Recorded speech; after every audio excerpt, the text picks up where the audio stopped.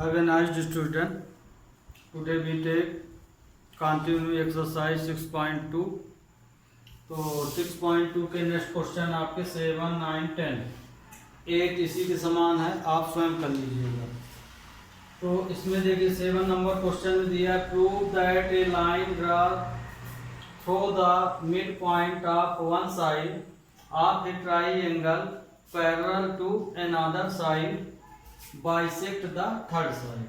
कहने का मतलब ये कि एक ट्राइंगल है, उस ट्राइंगल में एक साइड से यानी किसी भी एक साइड को लीजिए, तो उस साइड में एक मिड पॉइंट लीजिए और उस मिड पॉइंट से एक पैरेलल लाइन ड्रा कर दीजिए अपन ट्राइंगल के अपोजिट साइड में।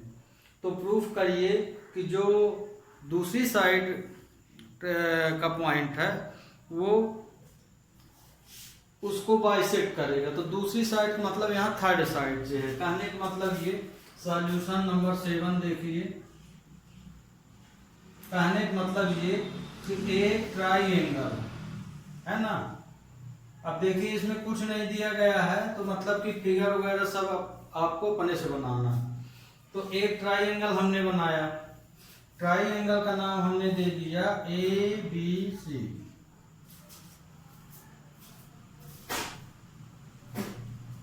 तो जैसे इसमें क्या बोल रहा है, एक ट्राइंगल लिए, अब mid point of one side, अब इस ट्राइंगल के किसी एक साइड में मिड पॉइंट ले लीजिए। तो मान लीजिए हमने मिड पॉइंट ये ले लिया, तो ये इस पॉइंट का नाम हमने D रख दिया। तो मिड पॉइंट ले लिए तो मतलब कि AD और BD आपस में बराबर होंगे। मिड पॉइंट मतलब तो यही होगा कि दोनों हिस्से बराबर हो गए। फिर बोला है कि जो मिड पॉइंट लिए हैं इसकी मदद से एक पैरेलल लाइन ड्रा कीजिए ट्राइंगल के अपोजिट साइड, मतलब इसके अपोजिट। तो इसमें जब आप एक पैरेलल लाइन ड्रा करेंगे तो ऐसे करेंगे, इसको हम बोल दिए E, तो ये लाइन इसके पैरेलल हो गई। तो हमको ये प्रूव करना है कि जैसे ये इसका मिड पॉइंट हो गया तो AD इक्वल टू BD हो गया, मतलब D जो है AB को बाइसेक्ट कर रहा। तो प्रूफ करो कि E पॉइंट भी AC को बाइसेक्ट करेगा, मतलब कि हमें AE equal to AC proof करना है। ये है आपका क्वेश्चन और थ्योरम का यूज करने के लिए बोला है। ये आपका फिगर बन गया। अब फिगर में के अनुसार आपको क्या प्रूफ करना है, to proof AE equal to C, ये हमको प्रूफ करना है। गिवन में दिया गया है in triangle ABC, triangle ABC where D is mid point of AB। तो D जो है AB का मिड पॉइंट है, तो इसलिए हम लिख सकते हैं AD इक्वल टू BD। ये इक्वेशन फर्स्ट मान लीजिए। इतना क्वेश्चन में दिया है। इसके अलावा भी दिया है, ये भी बोला पैरेलल भी है, तो D parallel BC and DE parallel BC। तो अब पैरेलल लाइन दे दी गई है, तो थेल्स थ्योरम के अनुसार आप जानते हैं कि साइड प्रोपोर्शनल हो जाती है। तो अब यहां प्रूफ करेंगे, proof hence DE parallel BC then by Thales theorem. तो थेल्स थ्योरम के अनुसार क्या हो जाएगा, AD upon BD equal to AE upon EC हो जाएगा। यहाँ थेल्स थ्योरम में लाइन पैरेलल है तो साइड प्रोपोर्शनल होगी। तो अब देखिए इसको, इसमें AD बराबर BD है, तो हम AD की जगह BD रख सकते हैं और BD की जगह AD रख सकते हैं। तो हम यहाँ लिख सकते हैं AD upon AD, AE upon EC। ये लिख दिए हम, BD की जगह AD लिख सकते हैं, AD की जगह BD, तो एक वैल्यू आप पुट कर लीजिए कोई भी फ्रॉम इक्वेशन फर्स्ट, है ना। यहाँ आपके ऊपर है, चाहे इसको BD कीजिए या AD इस इक्वेशन से। तो ये देखिए ये कैंसिल हुआ तो 1 आया, तो 1 equal to AE upon EC, cross multiply कर दीजिए तो EC इक्वल टू AE, तो दोनों भाग देखिए बराबर हो गए, EC इक्वल टू AE। तो जब ये दोनों पार्ट बराबर कब होंगे, जब E मिड पॉइंट होगा तभी होगा। Thus E is mid point of AC, यही प्रूव करना, हेंस प्रूव। तो ये क्वेश्चन अब आपको समझ में आ गया होगा। सेम इसी तरह आपको 8 नंबर करना है, उसमें भी थेस थ्योरम यूज करना है। अब हम ले रहे हैं क्वेश्चन 9। अब 9 नंबर में क्या दिया है, ABCD एक ट्रेपेजियम है, इन विच AB पैरेलल DC, उस ट्रेपेजियम में AB लाइन DC के पैरेलल, मतलब AB के सामने DC लाइन बनाना, CD नहीं लिख सकते, DC है तो DC ही लिखना पड़ेगा। And its diagonal intersect each other at point O, और उनके डायगोनल जो हैं वो पॉइंट पे इंटरसेक्ट करते हैं। तो प्रूव करो AO अपॉन BO और CO अपॉन DO। तो ट्रेपेजियम का नाम यहाँ इस बार लिख दिया, तो हमको इसी के अकॉर्डिंग बनाना पड़ेगा। Given ABCD is a trapezium,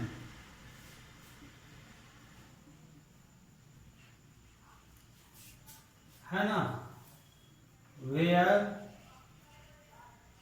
AB parallel DC, ये दिया है क्वेश्चन में, वो पॉइंट लिखा है तो हो गया, हम फिगर से क्लियर हो जाए। तो आगे तो फिगर बनाइए इसी के अनुसार। तो ये देखिए हमने एक ट्रेपेजियम बना दिया। ट्रेपेजियम की डेफिनेशन क्या होती है कि ऐसा क्वाड्रिलेटरल जिसकी एक साइड पैरेलल होना चाहिए, कोई भी एक साइड क्या हो जानी चाहिए, पैरेलल हो जाना चाहिए, वो ट्रेपेजियम कहलाता है। तो ये हमने एक ट्रेपेजियम लिया, इसमें क्या दिया है AB पैरेलल DC, तो मान लीजिए AB है ये, तो DC इस यहीं से शुरू करेंगे, माने बहुत बच्चे ABCD जैसे लिखोगे तो भी आ जाएगा, तो ये DC, तो ये दोनों लाइन देखिए पैरेलल हो गई, तो इतना ये फिगर बना। फिर बोल रहा है डायगोनल एक दूसरे को O पॉइंट पर इंटरसेक्ट करते हैं, इस पॉइंट पर। तो प्रूफ करो कि AO upon BO equal to CO upon DO या OC अपॉन OD। तो हमने यहाँ एक कंस्ट्रक्शन लिया इसको प्रूफ करने के लिए, थेल्स के अनुसार करेंगे इस क्वेश्चन को। ये हमने एक पैरेलल लाइन रख लिए, और ये पैरेलल लाइन का नाम अब दे दीजिए। तो पैरेलल लाइन का नाम हम क्या दे सकते हैं, EBCD, जो भी आपको देना हो। तो मान लो हम इस पैरेलल लाइन का नाम E रख दिए। अब यहाँ पे अब कंस्ट्रक्शन चूंकि ये अपने से लिए हैं, तो यहाँ हमको लिखना पड़ेगा कंस्ट्रक्शन।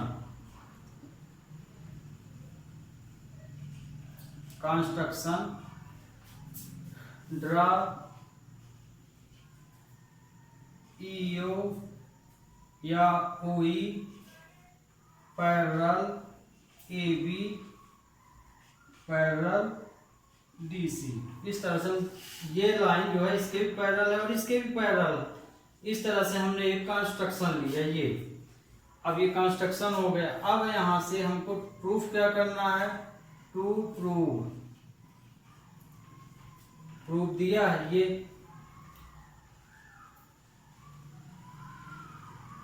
AO अपॉन BO और CO अपॉन BO, ये प्रूफ करना। तो प्रूफ में आ जाते हैं, है ना। आपकी स्टेप बाय स्टेप होना चाहिए। जैसे टू प्रूफ लीजिए, कंस्ट्रक्शन बना तो कंस्ट्रक्शन हेडिंग डालिए, गिवन लिए हैं तो गिवन डालिए और प्रूफ लास्ट में हमेशा करना चाहिए।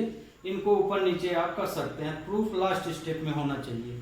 तो अब हम इसमें देखिए ट्राइंगल ADC ले रहे हैं। इन ट्राइंगल ADC, ADC आपको समझ में आ रहा होगा, ये ADC।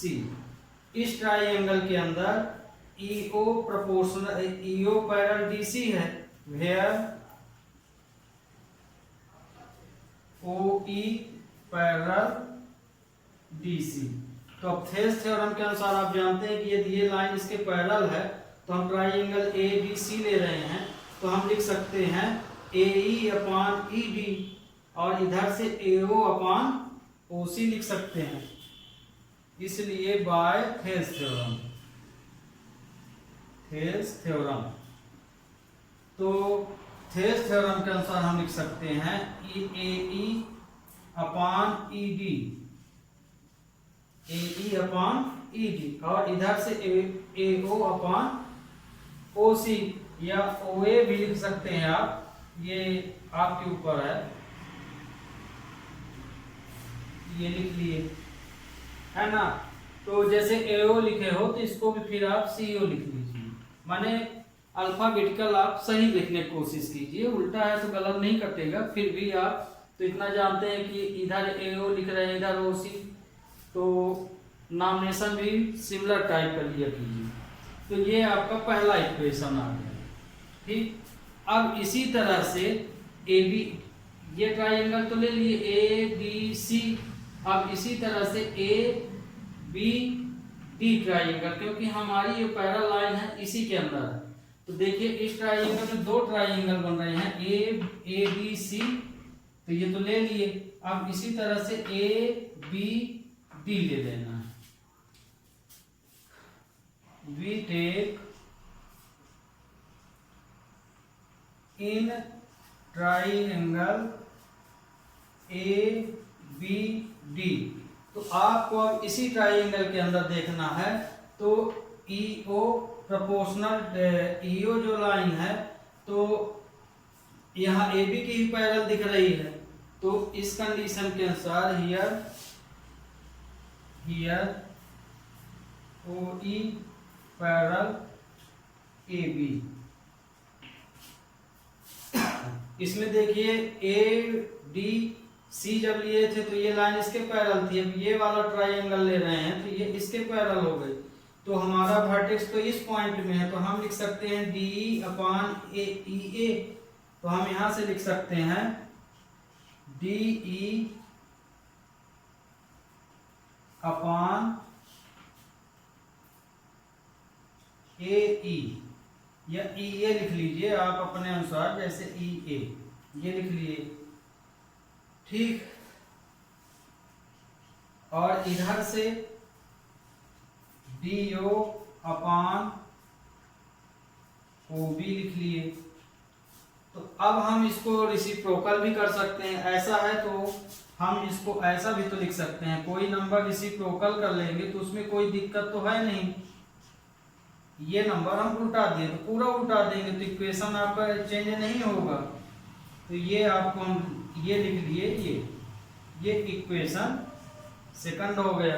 तो ये देखिए ये दोनों इक्वेशन इस साइड के सेम हैं, AE अपॉन ED और AE अपॉन ED, ये भी है DE। तो आप यहाँ हम DE लिखे, यहाँ ED, तो ED है तो इसको भी ED कर सकते हैं आप, है ना, पलट सकते हैं नंबर। तो देखिए इसकी ये साइड बराबर है तो ये साइड आपस में क्या हो जाएगी, इक्वल हो जाएगी। तो from equation 1 and 2 we have, तो ये पार्ट बराबर है तो ये पार्ट बराबर माना जाएगा, तो हम लिख सकते हैं AO upon CO equal to OB upon DO। तो देखिए आपको यही प्रूफ करना था, तो देखिए यहाँ पे प्रूफ तो करना था, इसको एक स्टेप यहाँ नहीं पूछ रहा, हम यहाँ लिखे दे रहे हैं, या कि यहाँ लिखे दे रहे हैं।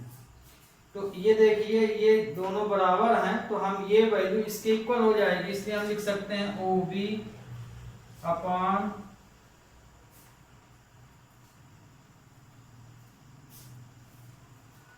AO upon CO equal to OB upon BO, ये लिख सकते हैं। लेकिन हमको प्रूफ क्या करना है, ये करना है। अभी हमारा आंसर क्या है, ये आया, मतलब ये यहाँ आ रहा है, ये यहाँ आ रहा। तो आप इसमें इसको लिख सकते हैं AO अपॉन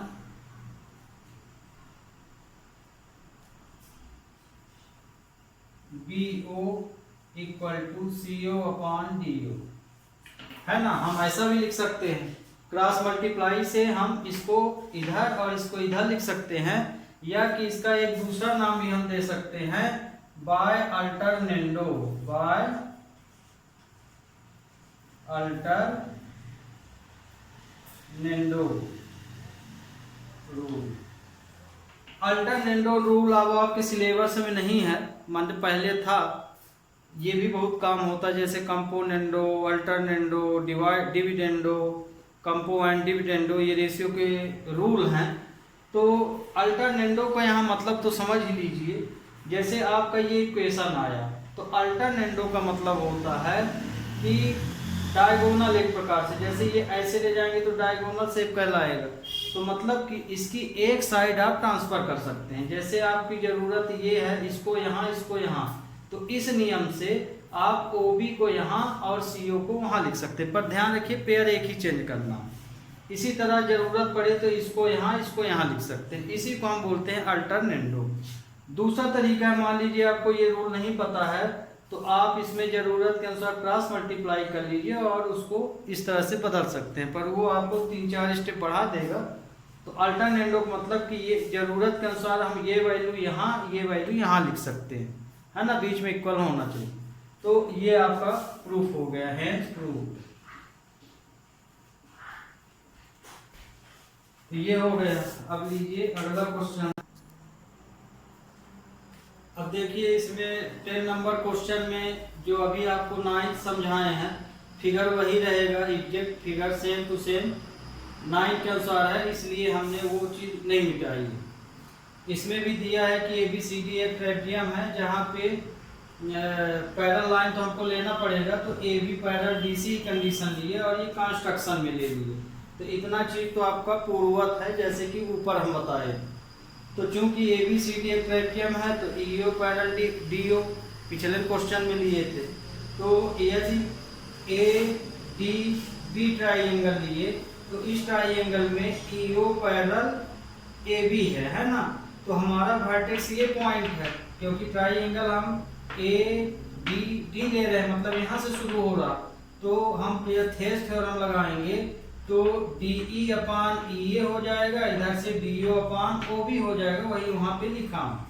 अब जरूरत के अनुसार इसको आप सीधा कर सकते हैं, जैसे ऐसे भी आप लोग पढ़ते हैं ना, AE अपान EB और इधर से OB अपान OD। तो ये तरीका गलत माना जाता है। क्यों? क्योंकि हमें एक ही वर्टेक्स पॉइंट से थेस थ्योरम लिखना चाहिए, फिर भले उसको अपोजिट कर दीजिए। तो हम इसको लिख सकते हैं EA upon DE equal to BO upon OD। ये इक्वेशन वो हो गया, मतलब कि इसी का रेसिप्रोकल कर दिए, ये ऊपर है ना, पलट दिए नंबर। फिर क्वेश्चन में, इस क्वेश्चन में देखिए दिया है, इस क्वेश्चन में हमने ये प्रूफ किया था पिछले क्वेश्चन में, लेकिन अगले क्वेश्चन में ये दिया गया है कि ये जो रे प्रोपोर्शनल है, ये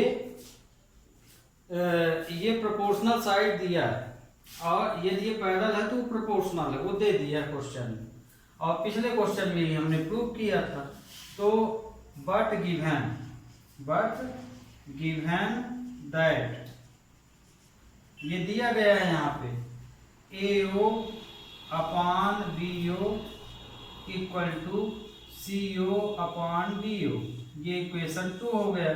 तो ये देखिए यहाँ पे जो क्वेश्चन है, तो AO अपान BO और CO अपान DO, तो इसको हम सही ढंग से क्या लिख सकते हैं, ये वैल्यू हम यहाँ लिख सकते हैं और ये वैल्यू यहाँ अल्टरनेंडो लगा सकते हैं यहाँ पे।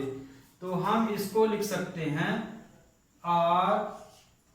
RAO अपान CO, मतलब ये वैल्यू यहाँ और ये वैल्यू यहाँ चली गई, BO upon DO by alternendo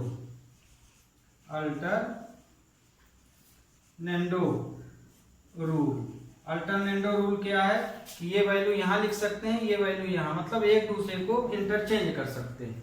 तो अब ये हमारा इक्वेशन, ये तो गिवन था, तो हमारा इक्वेशन ये बन गया, इसमें अल्टरनेंडो लगाए। तो ये देखिए यहाँ पे BO upon OD, BO upon OD आ गया, तो ये वैल्यू सेम है, तो ये वैल्यू सेम हो जाएगी। तो फ्रॉम इक्वेशन 1 एंड 2 V है, तो ये वैल्यू बराबर है, तो हम इस कंडीशन से इसको इक्वल लिख सकते हैं। तो इसलिए ये हो जाएगा EA upon DE proportional to AO upon CO। AO upon CO हो गया, तो मतलब कि AO अपॉन CO और AE अपॉन ED हम लोग प्रूफ कर दिए। तो जब ये लाइन आपस में क्या हो गई, प्रोपोर्शनल हो गई, तो EO जो है DC के पैरेलल हो गई, इसलिए EO पैरेलल DC हमको ये प्रूव करना था। देखिए यहाँ पे हम जो सपोज किए हैं सिर्फ EO पैरेलल AB सपोज किए हैं, पिछले वाले में तो दोनों में ले लिए थे, पर यहाँ नहीं ले सकते। क्यों?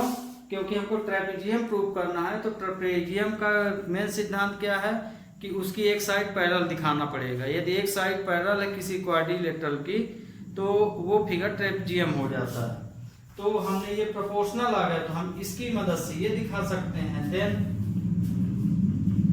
तो अब यदि EO पैरेलल DC हो गया, तो इसका मतलब ये हुआ यहाँ पे कि OE पैरेलल AB था और ये EO पैरेलल DC हो गया, तो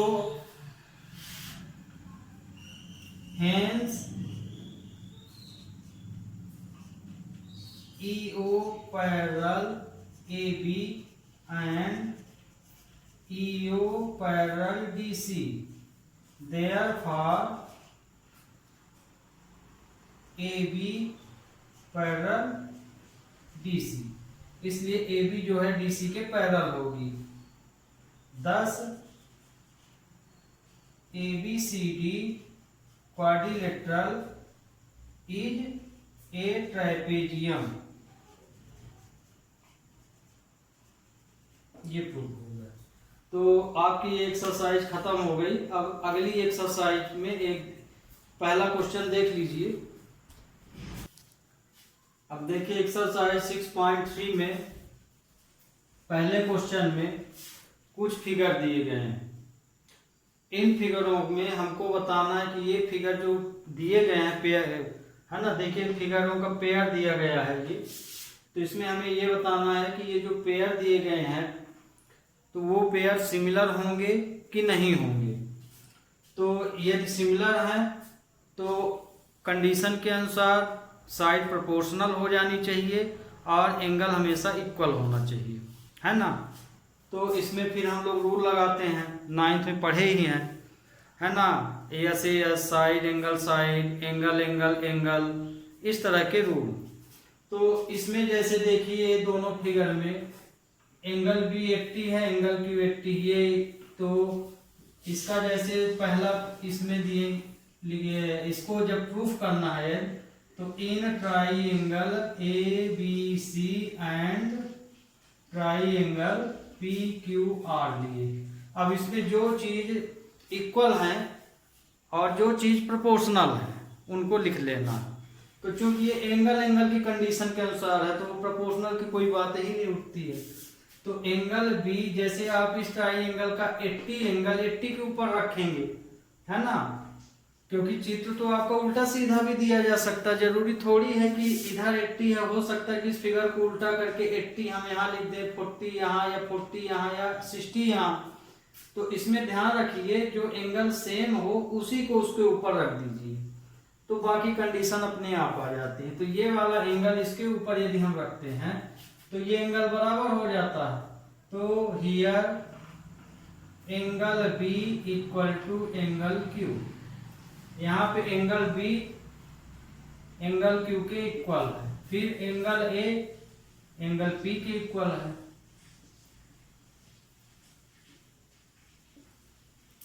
सिक्सटी। फिर एंगल सी एंगल आर के इक्वल है, एंगल आर के इक्वल है 40। तो मतलब कि इसमें एंगल आपस में इक्वल है ना, करेस्पॉन्डिंग एंगल यहाँ पे इक्वल है, इसलिए बाय ए रूल है ना, तीन एंगल बराबर हैं, तो एंगल ए रूल वी है। तो दोनों ट्राइंगल सिमिलर हो जाएंगे, triangle A B C similar to triangle P Q R. तो ये पहला पेयर आपका सिमिलर होगा। इसमें तीन पेयर और दिए हैं क्वेश्चन में, हमने तीनों टाइप ले लिए हैं, तीन जो बचे हैं उसे आप स्वयं कर लीजिएगा। एंगल वाला ले लिए, प्रोपोर्शनल वाला ले लिए और एंगल और प्रोपोर्शनल वाला, इससे फिर बाहर कोई क्वेश्चन नहीं। अब इसमें देखिए, इसमें हमें एंगल तो दिया नहीं, तो कैसे बराबर पता लगाएंगे? प्रोपोर्शनल देख लीजिए, एक साइड को आप रख दें तो बाकी फिर वो कंडीशन लागू हो जाना चाहिए। तो जैसे मान लीजिए हम इस पॉइंट को यहाँ रख देते हैं, माने इसको घुमा के ऐसे रख देते हैं, तो ये जो 3 है, मतलब कहने का मतलब ये कि हम इसको AC है, फिर ये है, फिर ये है। तो AC लाइन को हम कैसे लिख दिए, ये जैसे 3 है तो AC 3 हो गया, तो ACB ऐसे होगा, तो B पॉइंट यहाँ पे कहाँ पड़ेगा, 2 में, ये ऐसे पड़ जाएगा। तो अब देखिए इसमें हम, तो इस तरह के क्वेश्चन में एक फिगर जो आपको सही कंडीशन लगे उसको घुमा के उसी के ऊपर रख। तो यहाँ पे देखिए AC जो है PQ की करेस्पॉन्डिंग हो जाएगी, BC इसकी हो जाएगी और AB इसकी हो जाएगी। इस तरह से एक वैल्यू यदि हमें दिख रही है उसी को अनुसार अपना ट्राइंगल घुमा के रख दीजिए, फिर उसकी करेस्पॉन्डिंग साइड देखिए, क्योंकि फिगर उल्टे सीधे किसी भी तरह हो सकते हैं, है ना। तो आप डायरेक्ट देखेंगे कि ये इसके ऊपर है, ये इसके ऊपर, तो गलत होगा। चित्र जैसा बना है, जैसे ये फिगर ऐसे बना है, वास्तव में ये ऐसे बना हुआ, ठीक, तो मतलब कि आमने सामने है, तो ये ऐसे होना चाहिए। तो यहाँ पे देखिए AC अब हमको जैसे साइड के अनुसार इसको प्रूव करना है, तो हमको रेशियो फॉर्म में लिखना पड़ेगा। एंगल को इक्वल फॉर्म में लिखते हैं और साइड को रेशियो फॉर्म में। तो AC PQ की करेस्पॉन्डिंग साइड है, तो हम यहाँ PQ लिख लिए। अब इनकी वैल्यू क्या है, AC की 3 है, इसकी 6 है, तो 1/2 आया। तो मतलब हम अदर वैल्यू भी लें तो 1/2 ही आना चाहिए, ये आ गया। फिर AC को इसके ऊपर रख दिए, जब ये वैल्यू यहाँ गई तो 2.5 वाली वैल्यू फिर ये इस तरह से हो जाएगी। तो AB हमारी इसके ऊपर पड़ेगी जाके QR के, तो ये हो जाएगा 2/4, तो ये 1/2 आया। एंड BC अपॉन इसके ऊपर PR के ऊपर, है ना। तो देखिए BC PR के ऊपर पड़ी, तो यहाँ हुआ 2.5/5। अब ये इसको कट करेंगे तो ये 25/50 है, तो ये देखिए 1/2 हो जाएगा। तो ये देखिए तीनों के आंसर बराबर आ गए। तो मतलब इसमें हम साइड लिए हैं, तो ये किस रूल से ये आया है, साइड रूल से। तो बाय SSS वी है triangle ABC similar triangle PQR, ये हो गया। इसी तरह से अब ये क्वेश्चन ले लीजिए, तो इस क्वेश्चन में 70 को तो यहाँ रख देंगे, जब तो 70 यहाँ रखेंगे तो ये ऐसे घूम के पड़ेगा, 70 ऐसे हो जाएगा, 70 ये Q पॉइंट हो जाएगा। तो Q पॉइंट को जब यहाँ रखोगे तो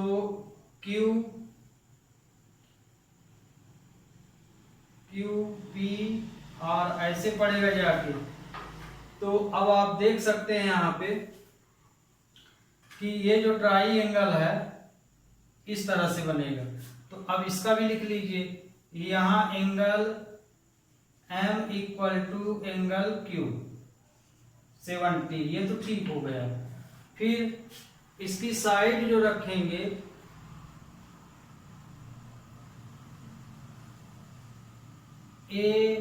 AMN अपान, अब ये साइड किसके ऊपर पड़ जाएगी, QR के ऊपर पड़ जाएगी, QR, तो 2.5/10 आ जाएगा। इसकी साइड दिया ही नहीं है, इसकी साइड दिया ही नहीं, छूट गया है लगता है, देखे ले रहे हैं। तो ये देखिए यहाँ पे 5 लिखा था, ये छूटा हुआ था, तो ये देखिए ये बटे ये हो गया, और यहाँ पे 5/10, ये 5.5 हो जाएगा। PR है ना, ML और PQ 1 आ जाएगा। तो ये देखिए इनके रेशियो आपस में इक्वल नहीं है, तो ये प्रोपोर्शनल नहीं हुई, तो मतलब कि इसमें रूल फॉलो नहीं हो रहा है। साइड प्रोपोर्शनल हो जाना चाहिए, एंगल भले बराबर है पर साइड प्रोपोर्शनल नहीं है, इसलिए ये वाला ट्राइंगल सिमिलर नहीं होगा। तो अब ले रहे हैं क्वेश्चन नंबर 2।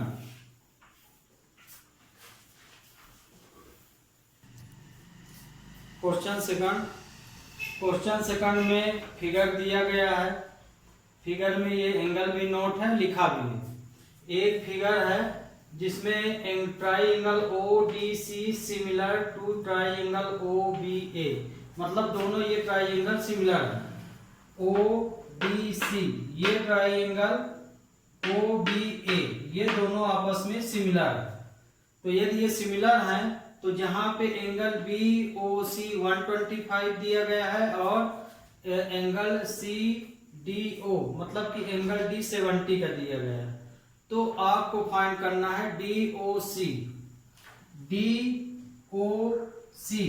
एक एंगल आपको ये फाइंड करना है, ठीक। तो ये एंगल को आप सपोज भी कर सकते हैं, XYZ जो भी लेना हो। तो मान लीजिए हम ये एंगल X मान लिए, फिर DCO इस एंगल को भी हमको निकालना है, तो इसको हम Y मान लिए। ओके, फिर OAB तो इस एंगल को हम Z सपोज कर लिए। तो मतलब ये कि हमें XYZ की वैल्यू निकाल लेना है। तो ये देखिए ये एंगल दिया है, तो ये लीनियर पेयर एंगल है ना, ये आप पढ़े होंगे सप्लीमेंट्री या लीनियर पेयर। तो इन दोनों का टोटल 180 होता है, तो यदि हम 180 से इसको माइनस कर दें तो ये वाला आ जाएगा।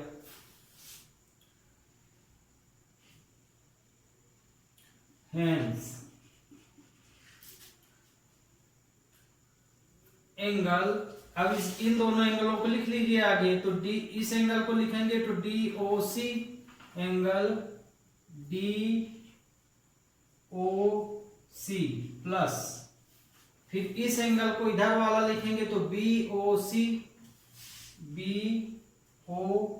बराबर 180 है ना, लीनियर पेयर एंगल है ना, सप्लीमेंट्री भी आप लिख सकते हैं। तो इसमें देखिए यहाँ पे BOC की वैल्यू दिया है, तो BOC की वैल्यू रख दीजिए। DOC equal to 125 equal to 180, तो angle DOC equal to 180 minus 125, तो एंगल DOC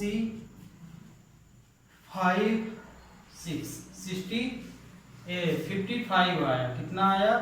तो एंगल हमारा DOC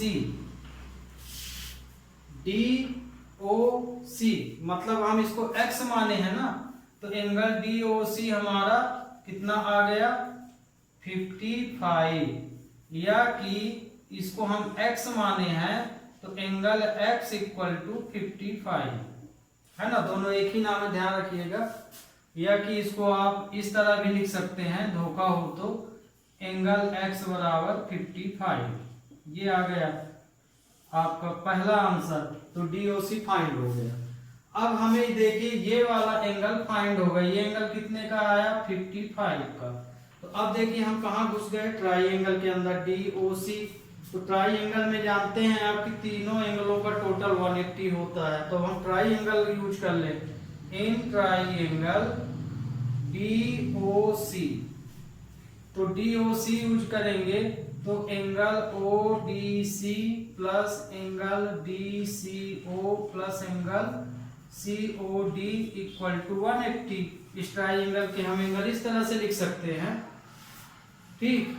ODC फिर DCO फिर COD इक्वल टू 180। तो अब इसमें हमें दो ठो वैल्यू पता है, एक D एंगल पता है, तो D एंगल ये वाला है, हमेशा बीच का एंगल यहाँ सर्च करते हैं। तो ये कितना है? 70 है ना, ये 70 है। C एंगल नहीं दिया है, फाइंड करना है, यहाँ Y है। फिर ये अभी अभी फाइंड किए, x बराबर 55 आ गया DOC। तो ये 55 इक्वल टू 180। तो अब इसका टोटल कर लीजिए, तो y प्लस इसको टोटल किए तो 5 125 आ गया 180। तो ये y इक्वल टू 180 माइनस 125। तो एंगल y कितना आ गया? ये भी 55 आया, है ना। तो एंगल y हम किसको माने हैं? C एंगल को, DCO को माने हैं। तो हम लिख सकते हैं R angle DCO equal y angle 55। तो ये एंगल भी कितने का आ गया? 55 आ गया। तो y एंगल हमारा कितना आया? 55। अब हमें लास्ट वाला बताना है, एंगल OAB। OAB, तो चूंकि ये लाइन आपस में क्या है? पैरेलल है। तो यदि ये लाइन आपस में पैरेलल है तो ये एंगल इसके बराबर होगा बाय अल्टरनेट एंगल से आप लिख सकते हैं। तो यहां हम लिख सकते हैं, यहां लाइन का नाम या हेंस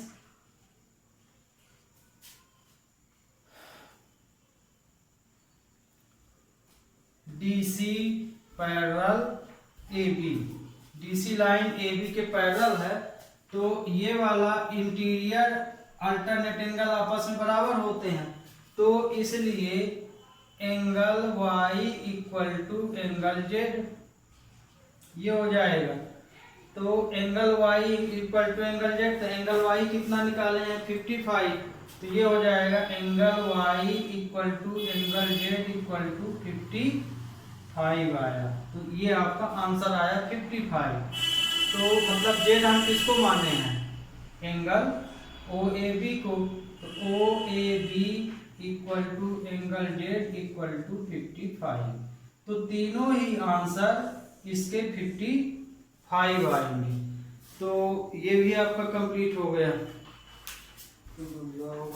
तो आज आपकी एक्सरसाइज 6.2 के 2 ही क्वेश्चन हो पाएंगे स्टूडेंट, है ना। नेक्स्ट लेक्चर में अगले क्वेश्चन इसके बताएंगे। तब तक के लिए हैव ए नाइस डे।